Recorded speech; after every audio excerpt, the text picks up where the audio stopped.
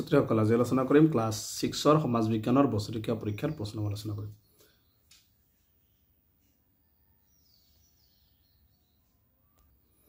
সবা সমাজ বিজ্ঞানটো আজিৰ সূৰ্য পৰীক্ষা মোট নম্বৰ 100 সময় 3 ঘণ্টা ক্লাছ 6ৰ সমাজ বিজ্ঞানৰ এক নম্বৰ যে বহু বিকল্পী প্ৰশ্ন বাছনি কৰা পাঁচটা আছে 5 মাৰ্ক।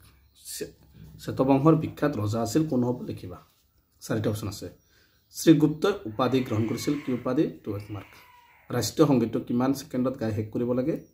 অসমত পঞ্চায়ত আইন কিমান চনত স্বাক্ষৰিত হৈছিল। অসমৰ ভিতৰত ওখ পাহাৰখনৰ নাম কি। তাৰপিছত দিছে উত্তৰ দিয়া। 6টা আছে 6 মাৰ্ক। ভাৰতৰ পশ্চিমত থকা মৰুভূমিখনৰ নাম কি। এনেকৈ প্ৰশ্নকেইটা বাকীকেইটা তোমালোকে চাবা 1 মাৰ্কৰ প্ৰশ্নবিলাক। 2 নম্বৰ দিছে 3 নম্বৰ দিছে উত্তৰ লিখা বিলাক 2 মাৰ্কৰ। গুপ্ত যুগৰ দুবিধ শিল্পকলাৰ নাম কি লিখা। বাকীকেইটা প্ৰশ্ন এনেকৈ চাবা তোমালোকে 2 মাৰ্কৰ প্ৰশ্ন সব।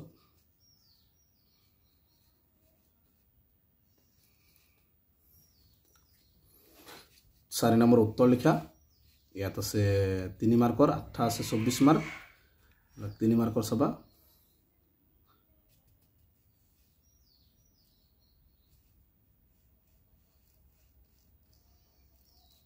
পাঁচ নম্বৰত উত্তৰ লিখা বিলাক 4 মাৰ্কৰ। 5টা আছে 20 মাৰ্ক চাবা।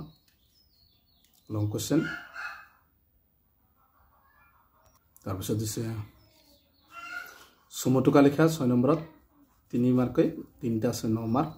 বৰাক উপত্যকা অসমৰ বনাঞ্চল ভাৰতৰ ৰাষ্ট্ৰীয় প্ৰতীক। খালী ঠাই পূৰ কৰা 7 নম্বৰত 3 মাৰ্ক আছে। খালী ঠাইকেইটা চাবা।